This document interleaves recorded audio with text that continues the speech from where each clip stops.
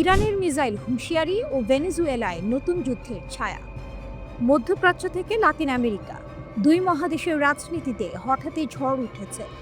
Russia ভেনেজুয়েলায় যুদ্ধ প্রবেশের ইঙ্গিত দেওয়ার পর এবার ইরান জানিয়েছে তারা বিশ্বের জন্য মিসাইল রপ্তানির প্রস্তুতিতে আছে। বিশ্লেষকরা বলছেন এটি কেবল এক ঘোষণাই নয়, এ যেন যুক্তরাষ্ট্রের দিকে এক নতুন কৌশলগত বার্তা। হঠাৎ বদলে যাওয়া খেলার মাঠ। ইরানের বিপ্লবী গার্ডের নৌবাহিনীর প্রধান জেনারেল আলী রেজা তানসিরি ঘোষণা দেন দেশটি এখন সংবেদনশীল সামরিক প্রযুক্তিতে সম্পূর্ণ আত্মনির্ভর এবং আন্তর্জাতিক বাজারে তাদের পণ্য রপ্তানির জন্য প্রস্তুত। আমরা গর্বিত যে এখন আমরা নিজেরাই মিসাইল, ড্রোন ও সামরিক যান তৈরি করে রপ্তানি করতে পারি, বলেন তিনি তেহরান টাইমসকে। একই সময়ে যুক্তরাষ্ট্রের সঙ্গে ভেনেজুয়েলার উত্তেজনা নতুন উচ্চতায় পৌঁছেছে। ওয়াশিংটন 4টি ড্রাগ কার্টেলবাহী নৌকা ধ্বংসের দাবি করেছে, যেখানে ভেনেজুয়েলা বলছে এগুলো ছিল নিরীহ বেসামরিক জাহাজ এবং এই হামলায় 20 জনেরও বেশি নিহত হয়েছে। মার্কিন প্রেসিডেন্ট ডোনাল্ড ট্রাম্প ঘোষণা করেছেন, আমরা মাদক কারবারি সন্ত্রাসী গোষ্ঠীর বিরুদ্ধে আত্মরক্ষার যুদ্ধ করছি এবং ভেনেজুয়েলার কার্টেল দে লস সোলাস এবং ক্রেন দে আরাগুয়াকে সন্ত্রাসী সংগঠন হিসেবে ঘোষণা করেছেন। রাশিয়া ও ইরান নতুন জোটের ইঙ্গিত। জাতিসংঘের নিরাপত্তা পরিষদে রাশিয়া ও ইরান ভেনেজুয়েলার পক্ষ নিয়ে দাঁড়িয়েছে। রুশ প্রতিনিধির বক্তব্যে স্পষ্ট সতর্কবার্তা ছিল, মার্কিন নৌবাহিনীর উপস্থিতি ভেনেজুয়েলার উপকূলে কেবল অভ্যাস নয়, বরং সম্ভবত আক্রমণের প্রস্তুতি। মস্কো ও তেহরানের এই অবস্থান অনেকের কাছে অপ্রত্যাশিত ছিল। মধ্যপ্রাচ্যের মিত্ররা এবার লাতিন আমেরিকার রাজনৈতিক মঞ্চে পা রাখতে চলেছে, এ যেন বিশ্ব রাজনীতির নতুন টুইস্ট। ইরানের শক্তি ও বার্তা। যদিও ইরান নিজেই কঠোর মার্কিন নিষেধাজ্ঞা, ড্রোন হামলা ও পারমাণবিক স্থাপনায় আঘাতের মুখে রয়েছে, তবুও দেশটি সামরিক প্রযুক্তিতে অবিশ্বাস্য অগ্রগতি দেখাচ্ছে। গত জুনে ইরান ইসরায়েলে ডজন খানেক ক্ষেপণাস্ত্র নিক্ষেপ করেছিল, যা তাদের 3 স্তরের প্রতিরক্ষা ভেদ করেছিল। এছাড়া ইরানের শাহেদ ড্রোন এখন যুক্তরাষ্ট্র, চীন, ফ্রান্স ও যুক্তরাজ্যের প্রকৌশলীদের কাছেও অনুকরণের মডেল হয়ে উঠেছে। ইরানের সর্বোচ্চ নেতা আয়াতুল্লাহ খামেনি সম্প্রতি ক্ষেপণাস্ত্রের সর্বোচ্চ পাল্লা সীমা শিথিল করার ইঙ্গিত দিয়েছেন। ইসরায়েলি প্রধানমন্ত্রী নেতানিয়াহু দাবি করেছেন, ইরান এখন এমন ক্ষেপণাস্ত্র তৈরি করছে যার পাল্লা 8000 কিলোমিটার, যা যুক্তরাষ্ট্রের উপকূলে পৌঁছাতে মাত্র 3000 কিলোমিটার কম। তেহরান অবশ্য এই অভিযোগ উড়িয়ে দিয়ে বলেছে, ইরান কোনো যুদ্ধ চায় না, কিন্তু কেউ আঘাত করলে তাৎক্ষণিক জবাব দিতে হবে। বিশ্লেষকদের মতে ভেনেজুয়েলাকে নিয়ে উদ্ভূত এই সংকট কেবল লাতিন আমেরিকার নয়, এটি বিশ্ব রাজনীতির নতুন পরীক্ষার মঞ্চ। রাশিয়া ও ইরানের ঐক্য যদি বাস্তব পদক্ষেপে রূপ দেয়, তবে যুক্তরাষ্ট্রের প্রভাব ক্ষেত্রে এক নতুন শক্তিশালী ঐক্য গড়ে উঠতে পারে। ইরানের বার্তা স্পষ্ট, নিষেধাজ্ঞা বা চাপ দিয়ে আর তাদের থামানো যাবে না। তাদের মিসাইল, ড্রোন ও প্রযুক্তি এখন কেবল প্রতিরক্ষা নয়, বরং বিশ্বের শক্তির এক নতুন সংজ্ঞা দিচ্ছে।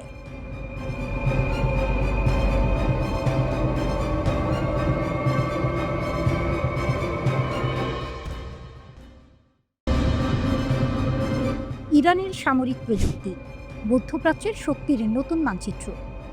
কে বলেছিল ইরান শুধু ইতিহাসের দেশ? আজকের ইরান হলো প্রযুক্তির দেশ, এক দেশ যাকে থামানো ক্রমেই অসম্ভব হয়ে উঠছে। সামরিক শক্তির নতুন সংজ্ঞা লিখছে তেহরান। আকাশ থেকে সাগর, সাগর থেকে মহাকাশ, প্রতিটি দিকেই ইরান এখন বিশ্ব শক্তিদের চোখে কাঁটা হয়ে উঠেছে। ইরানের সামরিক শক্তির এই উত্থান হঠাৎ নয়। দীর্ঘ নিষেধাজ্ঞা, অর্থনৈতিক অবরোধ এবং আন্তর্জাতিক চাপের মধ্যেও দেশটি নিজস্ব প্রযুক্তিতে গড়ে তুলেছে এমন সব অস্ত্র যা এখন যুক্তরাষ্ট্র ও ইসরায়েলের ঘুম কেড়ে নিচ্ছে। সবচেয়ে আলোচিত প্রযুক্তি হলো সেজ্জিল ব্যালিস্টিক ক্ষেপণাস্ত্র। এটি 2 ধাপ বিশিষ্ট কঠিন জ্বালানির ক্ষেপণাস্ত্র, যার পাল্লা 2500 কিলোমিটার পর্যন্ত। অর্থাৎ ইরানের সীমান্ত থেকে এটি সহজেই পৌঁছে যেতে পারে ইসরায়েল বা সৌদি আরবের সামরিক ঘাঁটিতে। সেজ্জিলের সবচেয়ে বড় শক্তি এর চলমান নকশা, মুহূর্তে স্থান বদলে আঘাত হানতে পারে। এরপর আসে ইরানের স্বপ্নের যুদ্ধ বিমান কাহের F-313। এটি দেশীয়ভাবে তৈরি একক আসনের স্টেলথ জেট। রাডারে ধরা পড়ে না সহজে, নিম্ন উচ্চতায় উঠতে পারে এবং বোমা বা মিসাইল উভয়ই বহন করতে সক্ষম। যদিও পশ্চিমা বিশ্লেষকরা এর বাস্তবতা নিয়ে সন্দেহ প্রকাশ করেছেন, তবুও ইরান বলছে এই বিমান ইতিমধ্যেই উড্ডয়নের জন্য প্রস্তুত। আকাশে শত্রুর হুমকি মোকাবিলায় ইরানের আরেক গর্ব বাভার 373। এটি অনেকের মতে রাশিয়ার S-400 এর সমকক্ষ। সর্বোচ্চ ৩০০ কিলোমিটার দূরের লক্ষ্যবস্তু ধ্বংস করতে সক্ষম এই প্রতিরক্ষা ব্যবস্থা ঘণ্টায় ম্যাক ৮ গতিতে ক্ষেপণাস্ত্র ছুটতে পারে। ইরানের বিজ্ঞানীরা নিজেরাই বানিয়েছেন এই রাডার ও নিয়ন্ত্রণ ব্যবস্থা, যা প্রমাণ করে তারা আর কারো ওপর নির্ভরশীল নয়। সামরিক নজরদারিতে যুক্ত হয়েছে আলবোর্স 3D রাডার। এটি একসাথে ৩০০টি লক্ষ্যবস্তু ট্র্যাক করতে পারে, এমনকি নিচু উচ্চতার ড্রোন বা স্টেলথ জেটও এতে ধরা পড়ে। ৪৫০ কিলোমিটার দূর থেকে শত্রু শনাক্ত করতে পারা এই রাডার এখন ইরানের আকাশসীমার নীরব প্রহরী। স্থলে যুদ্ধের জন্য রয়েছে কারার প্রধান যুদ্ধ ট্যাঙ্ক T-90 ও M1 আব্রামসের মিশ্র রূপ। এতে আছে লেজার রেঞ্জ ফাইন্ডার, কম্পিউটার নির্ভর টার্গেটিং সিস্টেম এবং ১২৫ মিমি কামান। এক ট্যাঙ্ক জ্বালানিতে ৫০০ কিলোমিটার চলতে পারে এটি। সাগরে ইরানের গোপন শক্তি হল গাদির ক্লাস সাবমেরিন। পারস্য উপসাগরের অগভীর জলে লুকিয়ে থাকা এই সাবমেরিন শত্রুর নজর এড়িয়ে মুহূর্তেই মিসাইল ছুটতে পারে। ড্রোন যুদ্ধেও ইরান দেখিয়েছে বিপুল অগ্রগতি। মোহাজের 10 ড্রোন ২৪ ঘন্টা আকাশে ভেসে থাকতে পারে, ২০০০ কিলোমিটার পর্যন্ত উঠতে পারে আর ৩০০ কেজি বোমা বহন করতে পারে। এটি ইরানের গোয়েন্দা ও আক্রমণ দুই দিকেই একসাথে কাজ করছে। কিন্তু সবচেয়ে বড় চমক এসেছে কাতা হাইপারসনিক ক্ষেপণাস্ত্র থেকে। ম্যাক ১৫ গতিতে উঠতে সক্ষম এই অস্ত্র শত্রুর প্রতিরক্ষা ব্যবস্থাকে প্রায় অর্থহীন করে দিচ্ছে। আমেরিকাও জানে এই ক্ষেপণাস্ত্র আকাশে উঠলে আটকানো অসম্ভব। সবশেষে আছে শহীদ সোলেমানি যুদ্ধজাহাজ, ইরানের নৌবাহিনীর গর্ব। এতে রয়েছে উন্নত রাডার, ড্রোন ডেক, দ্রুতগামী নৌকা নামানোর ক্রেন এবং ভয়ঙ্কর মিসাইল সিস্টেম। একসময় যাকে নিষিদ্ধ দেশ বলা হতো, আজ সেই ইরান প্রযুক্তির শক্তিতে মধ্যপ্রাচ্যের ভারসাম্য পাল্টে দিচ্ছে। নিষেধাজ্ঞা যতই বাড়ুক, ইরানের প্রতিরোধ যেন আরও দৃঢ় হয়। এটাই নতুন ইরান, যে ভয় পায় না, বরং ভয় দেখায়।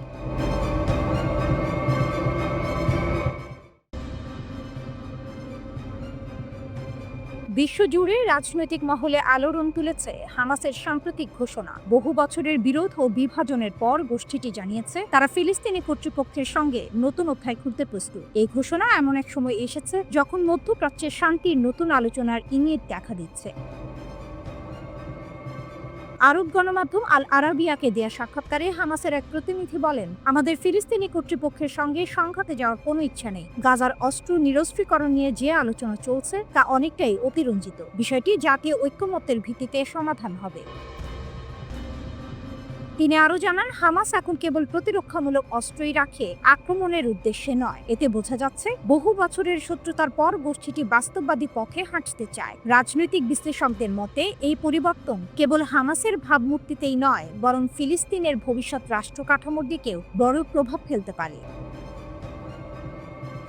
ইতিহাসের মোড় ঘোরা অধ্যায়। ইসরায়েল গাজা উপত্যকা থেকে সেনা ও বসতি প্রত্যাহার করে। তখন ওই অঞ্চলের প্রশাসনিক নিয়ন্ত্রণ দেওয়া হয় ফিলিস্তিনি কর্তৃপক্ষের হাতে, যারা পশ্চিম তীরেও শাসন করে। কিন্তু ২০০৬ সালের নির্বাচনে হামাস বিপুল বিজয় অর্জন করলে ফাতাহ নেতৃত্বাধীন PNA-র সঙ্গে সম্পর্কের অবনতি ঘটে। পরবর্তীতে গাজা উপত্যকার সম্পূর্ণ নিয়ন্ত্রণ নেয় হামাস, আর পশ্চিম তীরে ক্ষমতায় থাকে PNA। বছরের পর বছর দুই পক্ষের মধ্যে তিক্ততা বজায় ছিল। প্রেসিডেন্ট মাহমুদ আব্বাস বারবার গাজার নিয়ন্ত্রণ পুনরুদ্ধারের আহ্বান জানালেও হামাস তা উপেক্ষা করে। তবে সোমবারের বন্দি বিনিময় চুক্তি পরিস্থিতি বদলে দিয়েছে। হামাস ২০ জন ইসরায়েলি জিম্মিকে মুক্তি দিয়েছে, পাশাপাশি ৪ জন মৃত বন্দির মরদেহ ফেরত দিয়েছে। এর বিনিময়ে ইসরায়েল ১৯৬৮ জন ফিলিস্তিনি বন্দীকে মুক্তি দিতে সম্মত হয়েছে, যাদের অনেকেই আজীবন সাজা ভোগ করছিলেন।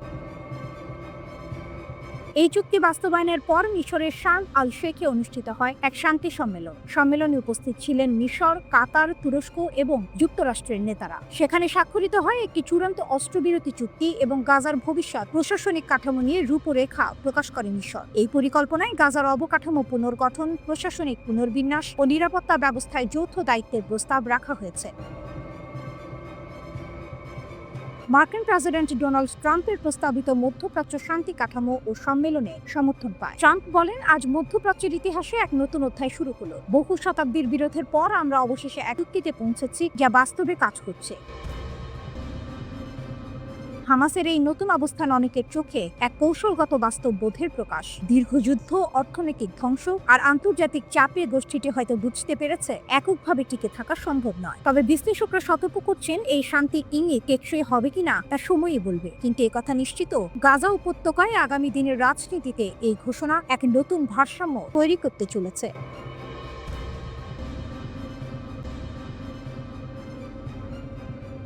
স্বাধীন ফিলিস্তিন না হলে ধ্বংস হবে পুরো মধ্যপ্রাচ্য। জর্ডানের রাজার বিস্ফোরক মন্তব্য। মধ্যপ্রাচ্যের রাজনীতি আবারও কেঁপে উঠেছে জর্ডানের রাজা দ্বিতীয় আব্দুল্লাহর এক কঠোর সতর্কবাণীতে। ইসরায়েল ফিলিস্তিন সংঘাত নিয়ে বিবিসিকে দেয়া এক সাক্ষাৎকারে তিনি স্পষ্ট করে বলেন, স্বাধীন ফিলিস্তিন রাষ্ট্র প্রতিষ্ঠা না হলে পুরো মধ্যপ্রাচ্য ধ্বংসের দিকে যাবে। রাজা আব্দুল্লাহর এই মন্তব্য এমন এক সময় এলো যখন গাজায় যুদ্ধবিরতি কার্যকর হলেও শান্তির ভবিষ্যৎ অনিশ্চিত। তার মতে, ইতিহাস সাক্ষী, যতবারই যুদ্ধ থেমেছে ততবারই নতুন রক্তপাত শুরু হয়েছে। তাই এবার যদি রাজনৈতিক সমাধানের কোনো দিগন্ত না খোলে, তাহলে আগুন আবার জ্বলে উঠবে মধ্যপ্রাচ্যের বুকে। নেতানিয়াহুর কথায় বিশ্বাস নেই। সাক্ষাৎকারে তিনি ইসরায়েলের প্রধানমন্ত্রী বেনিয়ামিন নেতানিয়াহুকে সরাসরি আক্রমণ করে বলেন তার কথায় কোনো বিশ্বাস নেই। তবে তিনি এটাও জানান, ইসরায়েলে এমন অনেক মানুষ আছেন যাদের সঙ্গে আরব দেশগুলো একসাথে কাজ করতে পারে শান্তি ফিরিয়ে আনতে। রাজা আব্দুল্লাহ বলেন, গাজা যুদ্ধবিরতি চুক্তির বিস্তারিত অংশেই লুকিয়ে আছে সবচেয়ে বড় চ্যালেঞ্জ। তাই যুক্তরাষ্ট্রকে শুধু ঘোষণার স্তরে নয়, দীর্ঘমেয়াদে এই প্রক্রিয়ায় সম্পৃক্ত থাকতে হবে। কারণ এই অঞ্চলের শান্তি কেবল তখনই সম্ভব যখন ফিলিস্তিনিদের জন্য একটি স্বাধীন রাষ্ট্র প্রতিষ্ঠা করা হবে।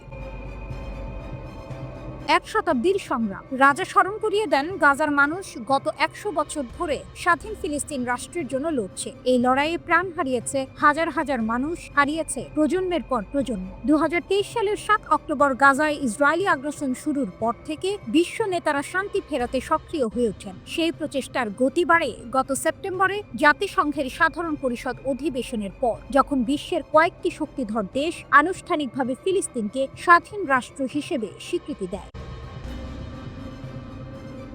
ট্রাম্প প্রস্তাবে পথ পরিবর্তন। একই সঙ্গে মধ্যপ্রাচ্যের কূটনৈতিক অঙ্গনে আলোড়ন তোলে সাবেক মার্কিন প্রেসিডেন্ট ডোনাল্ড ট্রাম্পের 20 দফা যুদ্ধবিরতি প্রস্তাব। মার্কিন চাপের মুখে শেষ পর্যন্ত ইসরায়েলের প্রধানমন্ত্রী বেনিয়ামিন নেতানিয়াহু সেই প্রস্তাবে সম্মতি জানান। এরপর আরব বিশ্বের প্রতিনিধিরা ইসরায়েল ও ফিলিস্তিনি গোষ্ঠীগুলোর সঙ্গে বৈঠকে বসেন। এক পর্যায়ে ফিলিস্তিনের স্বাধীনতাকামী গোষ্ঠীরাও যুদ্ধবিরতির প্রস্তাব মেনে নেয়। শান্তির আলো নাকি নতুন ঝড়ের আগে নীরবতা? গত 10 অক্টোবর থেকে গাজায় কার্যকর হয়েছে যুদ্ধবিরতি। এখন পর্যন্ত বড় কোনো সংঘাত ছাড়াই বন্দি বিনিময় চলছে। তবে রাজা আব্দুল্লাহর মতে এই নীরবতা হয়তো শান্তির নয়, বরং নতুন ঝড়ের আগের নীরবতা। তিনি বলেন, আমরা যদি এবার ব্যর্থ হই তবে আর কোনো সুযোগ থাকবে না। পুরো মধ্যপ্রাচ্য ডুবে যাবে ধ্বংসের সাগরে। একটি অঞ্চলের ভাগ্য এখন নির্ভর করছে এক প্রশ্নের উপর, স্বাধীন ফিলিস্তিন কি অবশেষে বাস্তব হবে, নাকি ইতিহাসের আরেকটি রক্তাক্ত অধ্যায়ই আবার শুরু হবে?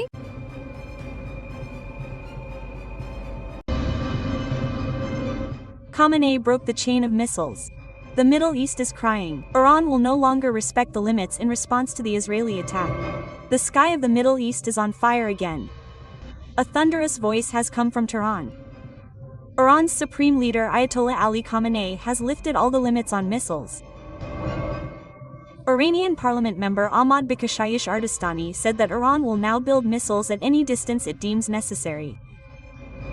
This is the announcement that has ignited new tensions in the entire region. Khamenei himself had set a limit of 2,200 kilometers. But now that limit is history. According to analysts, this is a direct response to the Israeli attack and a strategic rebirth. And Destani has clearly said, "We do not respect the limits on missiles. This is the heart of our military power." He added that Iran's missile program is no longer bound by any diplomatic constraints. If necessary, they will strike at a distance that has never been possible before. Although there has been no official statement from Khamenei's office yet, the comment has also raised Iran's political profile. US and Israeli policymakers are concerned. Tehran's decision means that Iran can now spread its shadow of attack to the Mediterranean Sea. On the other hand, Iranian Foreign Minister Abbas Arafchi has accused Israel of inciting the United States to attack Iran. In his words, they first pushed America to attack. Now they are creating false missile threats. Washington demanded that Iran reduce the range of its missiles, but Tehran has directly rejected it. The head of Iran's Security Council said that no respectable person can accept such a demand. But the question is Iran still as strong as before? In June 2025, an Israeli airstrike destroyed many of the country's missile launch sites. Several top IRGC commanders and nuclear scientists were killed then.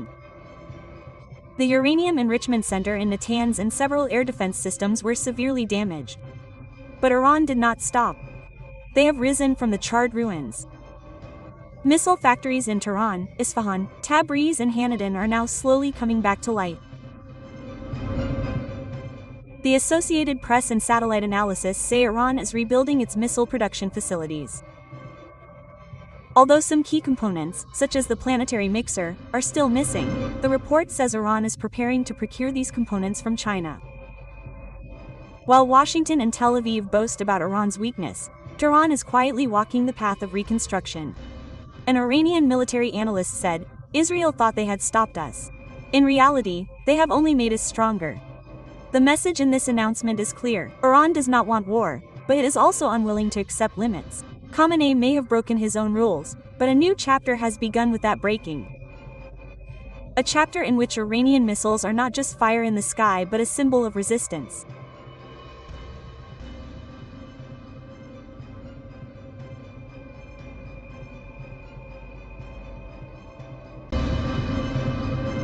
Israel does not want a new war with Iran. Leader Netanyahu's message came through Russia. In a dramatic diplomatic incident, Iran's senior diplomat Abbas Araghchi said that Tehran received an important message through Russia. The message came from Israeli Prime Minister Benjamin Netanyahu himself, where he made it clear that Israel does not want another war with Iran. This information was revealed by another Chinese. In an interview with the Iranian state media, he said, "We are currently collecting evidence and documents. This request originally came from the United States." A U.S. representative named Mr. Witkoff said that he was ready to hold direct talks with Iran. But Iran has given clear conditions. According to Archie, "We want 3 European countries to participate in the talks as in the past." In addition, Mr. Usky should also be at the table to discuss technical issues. Tehran said that they are interested in talks, but they will not make any concessions on the issue of their sovereign status. Araghchi said, "There was a phone conversation between leader Netanyahu and Putin 3 days ago. The next morning, Russia summoned our ambassador. It was reported that leader Niyazov does not want to get into another war with Iran. He is not in favor of a new conflict." Russia conveyed this message to Tehran and later Putin himself announced it publicly. Putin said, "We continue our trust-based communication with Israel. Israeli leaders have told us that they want to send a message to Tehran.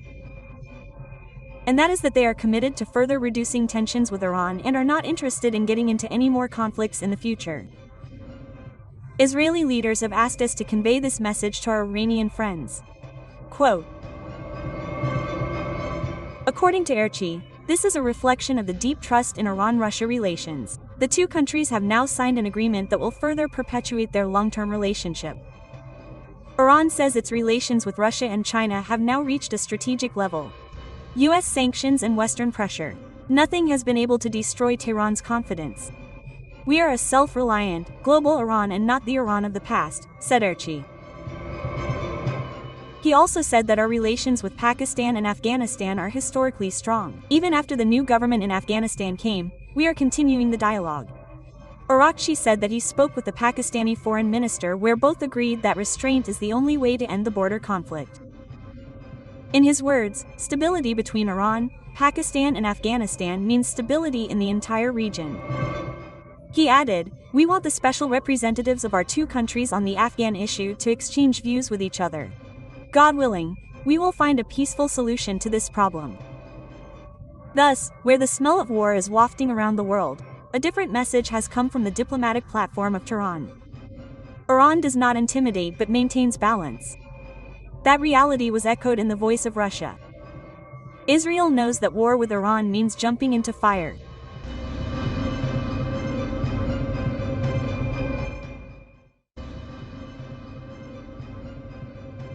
Hamas's demonstration of power in southern Gaza. Thunder rumbles amidst the prisoner exchange, weapons in hand, the soft light of the ceasefire in the sky of the Gaza Strip. But within that peace, the sound of power is growing. The shrill sound of Hamas fighters on the streets of Khan Yunis in southern Gaza. Rifles in hand, masks on face, fire in eyes. Even during the prisoner exchange, they announced that we will not give up our weapons, because this weapon is our dignity, this weapon is our survival.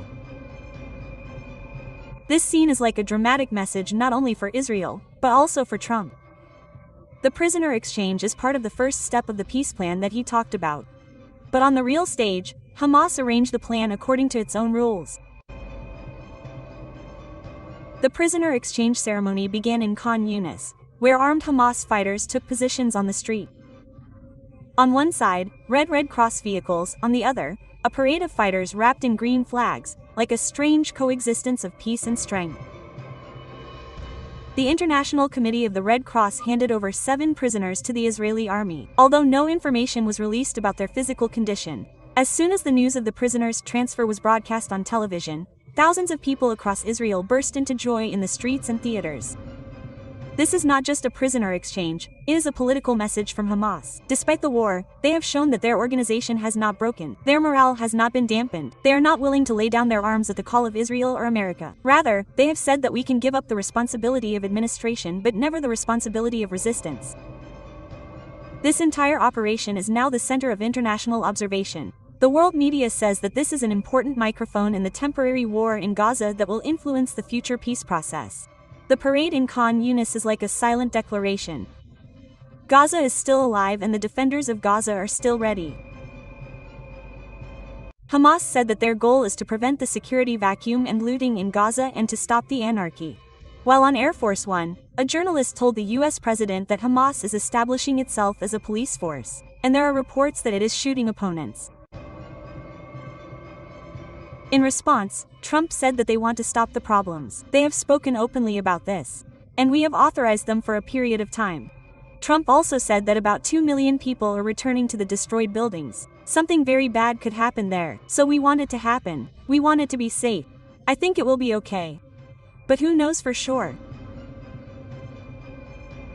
The Hamas-run Gaza Interior Ministry said its forces are trying to restore law and order in the enclave. They warned that any armed activity outside the scope of the resistance forces will be dealt with firmly.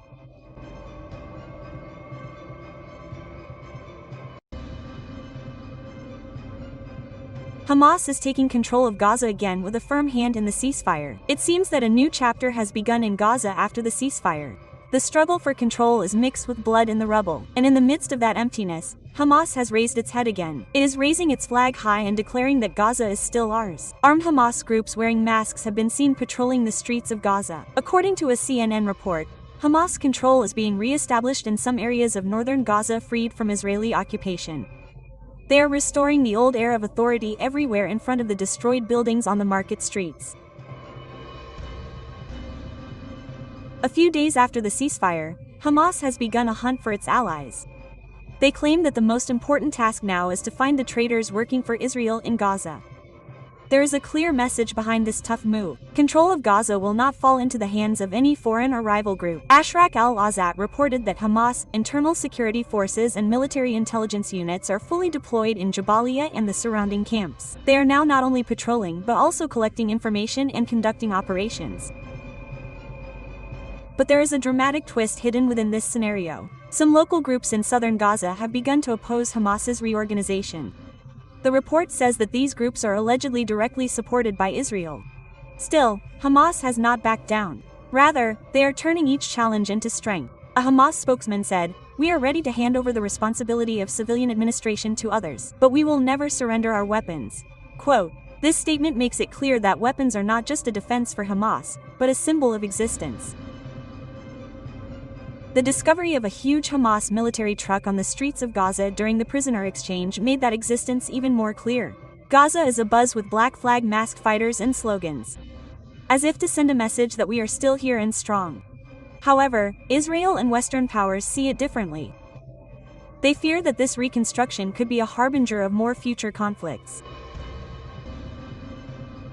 Yet the reality is the same. Now Hamas is back in Gaza. They are creating a new order. A new reality on the field of destruction. The enemy thought they would collapse. But Hamas is back longer, more controlled, and with a stronger hand. The war on Gaza may have stopped, but the power struggle is still going on. Hamas has said its goal is to prevent a security vacuum and looting and stop anarchy in Gaza. US President Donald Trump said that they have been given a green light for Hamas security operations in the Palestinian enclave of Gaza. Israel and Hamas have signed an agreement agreeing to Trump's plan to end the war in Gaza. According to Trump's plan, to end the Gaza war, the Palestinian independence movement Hamas must disarm and withdraw from governing Gaza. Hamas left Gaza after the ceasefire, but their shadow still looms over the entire valley. A dramatic turn in the Middle East as soon as the ceasefire with Israel took effect, Hamas announced that they would no longer govern Gaza. This decision seems to be the beginning of a new chapter in post-war Gaza. But the question now is one: is Hamas really withdrawing? Or is this a strategic silence? ASP reported that a top Hamas leader confirmed that they will not participate in the post-war administration of Gaza. In his words, "This is a defining chapter for us." However, the same voice uttered a strong sentence: Hamas is still an integral part of Palestine. That is, even after leaving the chair of power, they are not giving up the politics of influence. A few hours after the ceasefire took effect, Hamas released a series of photos. Armed members are patrolling the streets. The BBC reported that Hamas has deployed about 7,000 security personnel in the areas from which the Israeli army has withdrawn. Their responsibility is to maintain law and order in Gaza and find Israeli collaborators. Hamas's first public show of force after the ceasefire is a silent message: "We will not run the government, but control is in our hands." Now the question is, why did Hamas suddenly give up the administration of Gaza? Rebuilding Gaza, which was shattered by the war, is now a formidable challenge. Many analysts believe that Hamas may be taking a hasty strategy to rebuild its power for the time being. They do not want to take on administrative responsibility but want to take on the responsibility of keeping the fire of resistance alive. Because Hamas knows that power is temporary but resistance is eternal. That is why there is a strange silence on the streets of Gaza today. The sound of bombs has stopped in the sky of the valley, but that constant warning still floats in the air. Hamas is not lost, it is just waiting. The world is watching this small valley where the fire of resistance still burns under the siege. Gaza may be quiet, but its heart still beats. Only we will return. The Palestinian Liberation Movement Hamas is ready to relinquish political power and hand over the post-war administration of Gaza to a Palestinian unity government. However, they will not disarm until an independent Palestinian state is established. A senior Hamas political official, Bassel Ney, told NBC News. He said, "We are ready to step down from the governing power and hand over the administration of Gaza to a board government or committee." Meanwhile, Hamas spokesman Latif Arkanua told Arab News that Hamas has no objection to the proposal to establish a committee to oversee the administration of Gaza. However, Hamas will remain an integral part of Palestinian society. Previously, Hamas leaders were divided on other important issues, including the post-war administration of Gaza. But now, Hamas top members seem to be divided on the question of disarmament. Hamas said that its 400 employees work in all important government institutions in Gaza, such as healthcare, education, and security.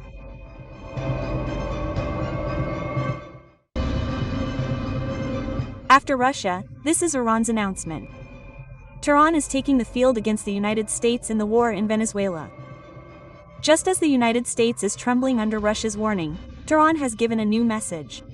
"We stand with the people and government of Venezuela. We fully support it," Iraq said. This is the moment when the United States realized that they have once again stood together in front of the Western powers, which are called Russia and Iraq. The incident began in Latin America. The United States recently destroyed several Venezuelan boats with bombs. Washington claimed that they were carrying drugs, but Caracas says that more than 20 civilians were killed in the attack. This has angered Iran. Tehran's foreign ministry spokesman Esmail Baghaei said that the U.S. military operation in Venezuela is not only provocative, it is a serious threat to regional stability.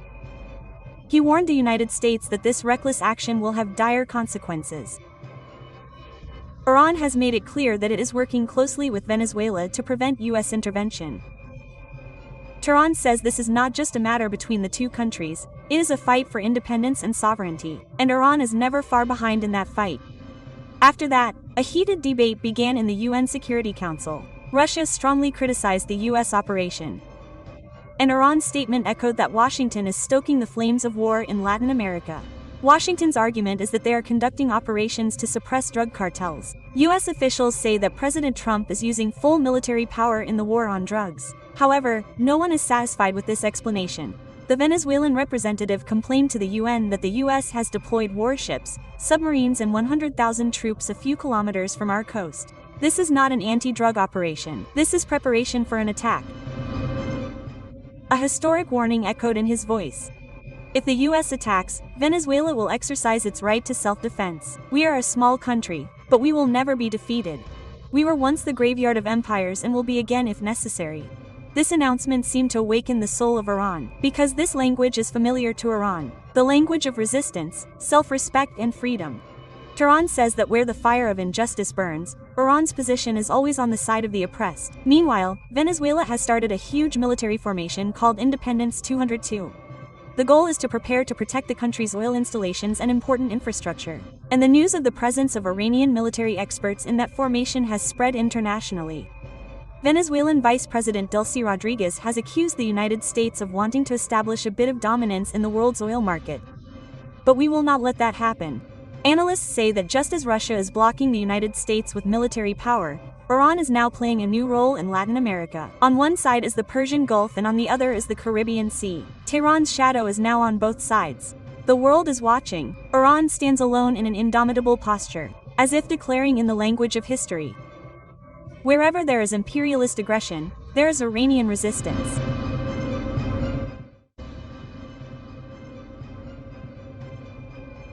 How Yemeni rebels are regional powers in Israel's multi-pronged war. While the soft light of non-war is shining in Gaza, another silent change has taken place in the skies of the Middle East. Yemen's Houthi fighters, who have been relentlessly attacking Israel and its allied ships for 2 years, have suddenly stopped. But even after stopping, they are now the center of discussion. Because this stoppage does not mean defeat but a show of strength. Houthi leader Abdul Malik al-Houthi has ordered his fighters, "As long as Israel accepts non-war in Gaza, we will stop." A Saudi source said that this decision came not with Israel but out of solidarity with the Palestinians. This is a manifestation of the Houthis' power. They make their own rules without discussion. While the war between Israel and Hamas was shaking the Middle East, the Houthis were quietly but effectively changing their position. The once rebel group has now become an important regional power. Andrews Gruick, a defense analyst at King's College London, said that in just 2 years, the Houthis have shown extraordinary military capabilities as a non-state power. Their attacks in the Red Sea have shaken world trade. They have forced ships from Europe to Asia to go around the southern tip of Africa. As a result, maritime trade has decreased by up to 70%. Despite Israeli retaliation, the Houthis have struck one after another. Starting from Ramon Airport in southern Israel to hotels in Iraq, their missile attacks have repeatedly paralyzed Israeli defenses. When the United States attacked Yemen, the Houthis did not stop. Instead, they forced America to retreat with counterattacks. Lebanese analyst Ali Risk said that the Houthis have forced America to separate from Israel. This is no small thing. Despite spending more than $1 billion, America has failed to show superiority in the skies of Yemen. The strength of the Houthis is not only in weapons, but also in organization. Grech said they are a network of tribal, religious, security and commercial forces within a network. Even if a leader is killed, the group does not stop. This structure has made them invincible. The Houthis are also geographically advantageous compared to Israel. They are not on the border like Lebanon, but distance protects them. As a result, they can carry out attacks against Israel with relatively low risk. This fight is not just a military one, it is a narrative victory. Yemen expert Arwa Mogdad said that the Houthis' intervention in the Red Sea has increased their internal legitimacy and brought them international recognition. Amidst the silence of the Arab world, they are the only voice who took up arms for Gaza. Once called Iran-backed rebels, today they are the central force of the resistance axis. In Grech's words, they are the only Arab power that has regularly struck inside Israel. UN data says that the number of Houthi fighters in 2022 was 220,000, which has now increased to 305,000. The war in Gaza has created a banner for the Houthis, around which the people have gathered. Although the regime is weak, support has increased.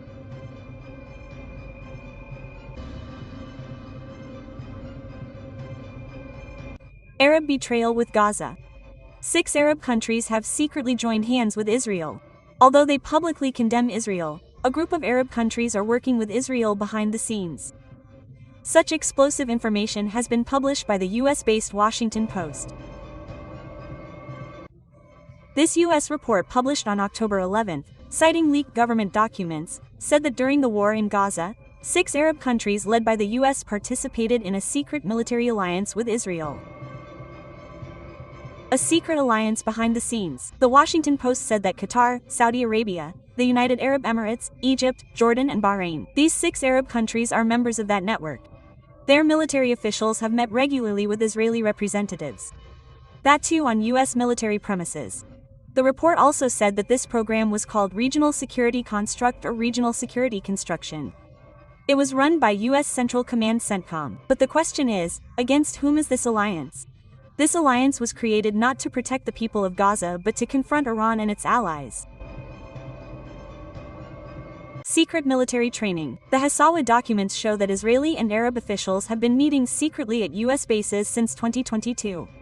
There, they were seen participating in training activities such as joint air defense systems, intelligence sharing, and tunnel warfare. Even Saudi and Qatari officials allegedly provided Israel with intelligence on the movements of Iranian-backed groups. More surprising information is that U.S. records confirm that Arab and Israeli soldiers were trained together to detect Hamas tunnel warfare tactics. Openly disagreeing, secretly supporting is the biggest twist. Despite this cooperation, Israel launched an airstrike targeting Hamas leaders in Doha, the capital of Qatar, on September 9. After that, the U.S. administration forced Israeli Prime Minister Benjamin Netanyahu to apologize to Qatar and promise not to carry out such attacks in the future. However, relations were not severed, but rather, the information that has been leaked says that in early 2024, another secret meeting was held at the Al Udeid Air Base in Qatar, where Israeli representatives were present. They entered through U.S. military channels so that this secret presence would not be revealed. The alliance centered on Iran. The document also states that the main goal of this Arab-Israeli alliance was to confront Iran and its influential allies. Their focus was not on Gaza but on building a force against Iran. This alliance even called Iran and its allied militias the evil unity or axis of evil. A different tone is being heard in some military bases in the Arab world. Secret cooperation with Israel. This revelation has caused a new storm in Middle Eastern politics. This revelation raises the question of whether betrayal is really hidden behind the mask of Arab unity.